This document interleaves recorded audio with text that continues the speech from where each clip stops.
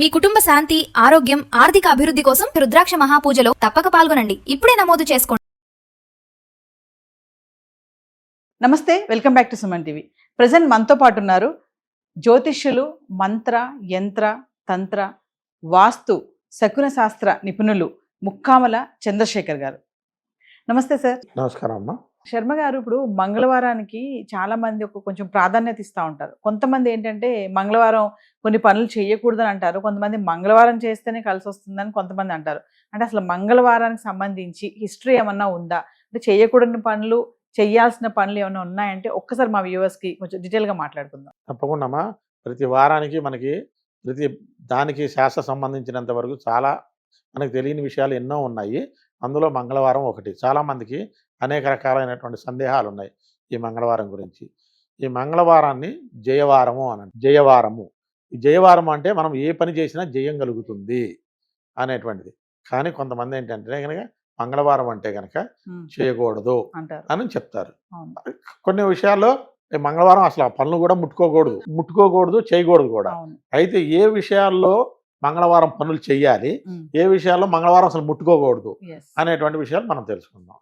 First ఏ విషయాల్లో చెయ్యాలి అనేటువంటిది తెలుసుకుందాం. ఇప్పుడు వ్యాపారస్తులు ఉన్నారు.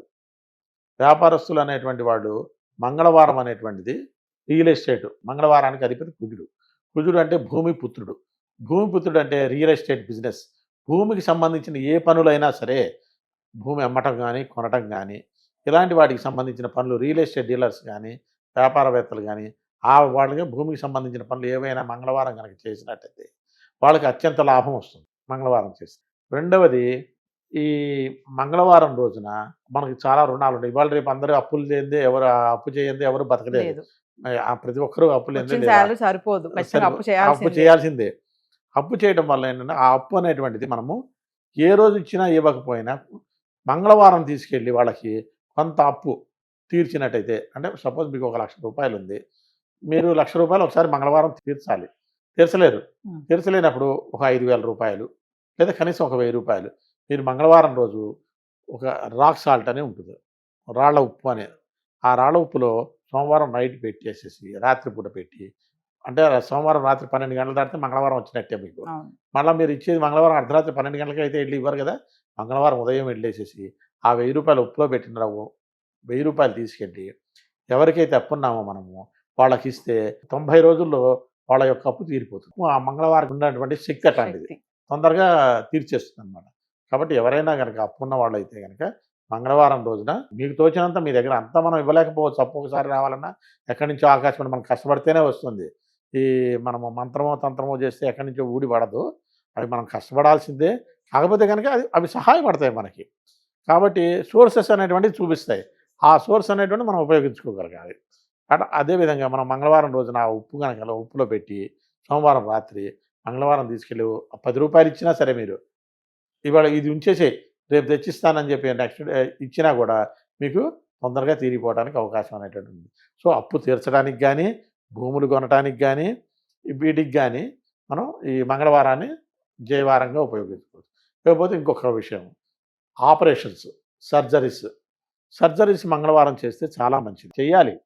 మంగళవారం సర్జరీస్ కనుక చేసినట్టయితే ఆ సర్జరీలు సక్సెస్ అవుతాయి. ఎందుకంటే భూమిపుత్రుడు కుజుడు, రక్తానికి అధిపతి కుజుడు. ఆయన కనుక ఆ రోజు ఆపరేషన్లకి అధిపతి కూడా కుజుడే.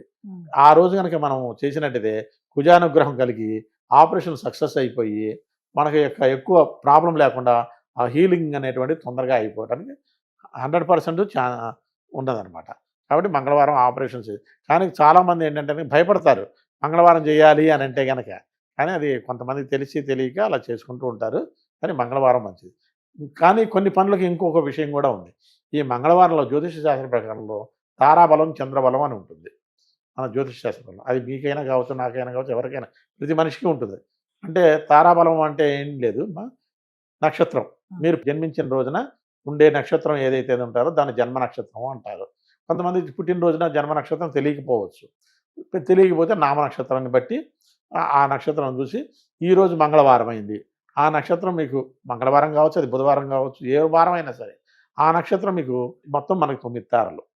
ఏమేంటంటే కనుక జన్మతార, సంపత్తార, విపత్తార, క్షేమతార, విపత్తార, సాధన తార, ప్రత్యుత్తార, నైధన తార, మిత్రతార, పరమమిత్రతార, ఇట్లా 9 తారలు ఉంటాయి. ఈ 9 తారాల్లో 2 సంపత్తార ఒకటి, క్షేమతార ఒకటి, సాధన తార ఒకటి, మిత్రతార, పరమమిత్రతారలు మంచివి. ఈ తారలు మంచివి కాదు. ఈ తారలు మీ నక్షత్రానికి అనుగుణంగా వచ్చిన రోజున కనుక చేసుకున్నట్టయితే మీకు ప్రతిదీ అద్భుతంగా పనిచేస్తుంది. ఏ పనైనా సరే. ఇవి చేయాల్సిన మంగళవారం రోజు చేయాల్సిన పనులు. చేయకూడనటువంటి పనులు అంటే కనుక మనం ఎవరికి ఆ రోజు డబ్బుకు సంబంధించిన వ్యవహారాలు ఏవి చేయకూడదు. ఇందాకేమో మనం డబ్బులు ఇవ్వమన్నారు, ఇప్పుడు చేయొద్దని చెప్తాం. అదేంటి అంటున్నారు అంటే కనుక అప్పు తీర్చమన్నాం కానీ అప్పు ఇవ్వద్దు. ఇస్తే ఇంతే సంగతులు. మంగళవారం రోజు అప్పు తీర్చొచ్చు కానీ అప్పు ఇవ్వకూడదు.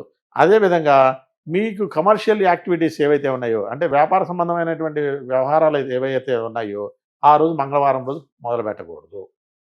ఎందుకంటే మొదలు పెడితే కనుక కుజుడు నష్టపరుస్తాడనమాట.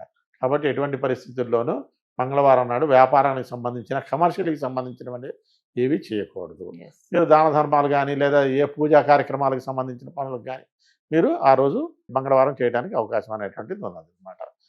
కాబట్టి మంగళవారం అనేటువంటిది ముఖ్యంగా మనము లాభాలు వచ్చేటువంటివి ఇలాంటివి అనేటువంటివి మనం చేయకూడదు. ఒకటి శుభకార్యాలు, పెళ్ళిళ్ళు, వివాహాలు, ఉపనయనాలు ఇలాంటివి అనేటువంటి మంగళవారం అసలు నిషిద్ధం, చేయకూడదు. ఎందుకంటే ఇవన్నీ కుజుడు ప్రేరేపిత గ్రహం, అంటే కనుక ఉగ్రస్వరూపం అనేటువంటి గ్రహం. అలాంటి పరిస్థితుల్లో ఉన్నప్పుడు ఆయన కనుక మనకేంటంటే పెళ్ళిళ్ళు, వివాహాలు అయితే అవన్నీ గొడవలతోటను వీటితోనూ గొడవ జరుగుతూ ఉంటాయి. అలా అందుకని చెప్పేసి మంగళవారం రోజు నిషిద్ధము అని చెప్తారనమాట. ఎక్కువగా శుక్రవారం ప్రిఫర్ చేస్తారు. శుక్రవారానికి అధిపతి శుక్రుడు కాబట్టి శుక్రుడు వంతమైన పురుషుడు. భార్యాభర్తలు విలాసవంతంగా సుఖంగా దాంపత్య జీవితం జరపాలని చెప్పి శుక్రవారం చేస్తారనమాట వివాహాలు. అది మంగళవారానికి శుక్రవారానికి తేడా. ఈ మంగళవారానికి ఇలాంటి పనులు అనేటువంటి మనం అసలు ఎటువంటి పరిస్థితుల్లో మొదలు పెట్టకూడదు. కాకపోతే ఇక తప్పని పరిస్థితుల్లో చెయ్యాలి. ప్రయాణాలు అయితే అసలు చేయకూడదు. ఎందుకంటే ప్రయాణాలకి అధిపతి యాక్సిడెంట్లు అవ్వడానికి కారణమే కుజుడు. మంగళవారం ప్రయాణాలు ఎటువంటి పరిస్థితుల్లోనూ పెట్టుకోకూడదు. ఇక తప్పని పరిస్థితి అయ్యి వెళ్ళాలి అని అన్నట్టయితే ఆ రోజు కనుక వాళ్ళ తిదివార నక్షత్రాలు అన్నీ చూసుకొని కాస్త మంచి సమయం చూసుకొని బయలుదేరటం వల్ల వాళ్ళకి చెడు జరగకుండా అక్కడితో ఆగిపోవడానికి అవకాశం అనేటువంటిది ఉన్నది. వెళ్ళేటప్పుడు ఇక కంపల్సరీ వెళ్ళాలి అంటే ఒక చిన్న రెమెడీ, ఏదైనా మీరు ఆంజనేయ స్వామి గుడికి వెళ్ళేసేసి ఒక 11 ప్రదక్షిణాలు చేసి ఆయనకి నమస్కారం చేసుకుని వెళ్తే ఈ యాక్సిడెంట్లు కానీ అలాంటివి ఏమీ జరగకుండా మనం కాపాడకూడదు. ఇప్పుడు జనాలందరూ ఏమనుకుంటున్నారంటే గుళ్ళు నమ్మట్లేదు, దైవాన్ని నమ్మట్లేదు, ఎవరిని నమ్మట్లేదు. ఫలితం కూడా అలాగే ఉంటుంది. పూర్వకాలంలో మనము అనారోగ్యం అంటే ఏంటో తెలియదు, చాలా తక్కువ. ఇప్పుడు చిన్నపిల్లాడి దగ్గర నుంచి పెద్దవాడి వరకు షుగర్ దగ్గర నుంచి అన్ని రోగాలు వస్తున్నాయి. దానికి రీజన్ ఏంటి? కారణం అంటే కల్తీలు జరుగుతున్నాయని అదొక విషయము. కానీ మన మనస్సు మనకు నిబద్ధత అనేటువంటిది మన దగ్గర లేదు.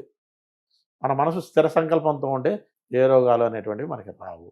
అది కాబట్టి మంగళవారం రోజున ఇలాంటి పనులే మాత్రమే చేయాలి. కొన్ని మంచి పనులు చేయొచ్చు, కొన్ని చెడు పనులు చేయకుండా ఉండాలి. కాబట్టి మంగళవారం ఏవి మంచిదో మీకు అనుకూలంగా ఉండవి చూసుకొని చేస్తే చాలా బాగుంటుంది. అంటే మంగళవారాన్ని జయవారం అంటారనేది ఇదొక కొత్త పాయింట్ నాకు తెలిసిందండి. చాలా జయవారం. ఆ రోజు కనుక మీరు రియల్ ఎస్టేట్కి సంబంధించిన ఏ పనైనా భూమి కొనండి, అది మీకు 10 రూపాయలకు కొంటే 100 రూపాయలు అవుతుంది. అది ఆ రోజు చాలా అంత జయవారం అన్నమాట. అంత బాగా కుజుడు అభివృద్ధి చేస్తాడు. నమస్తే అండి. నమస్తే.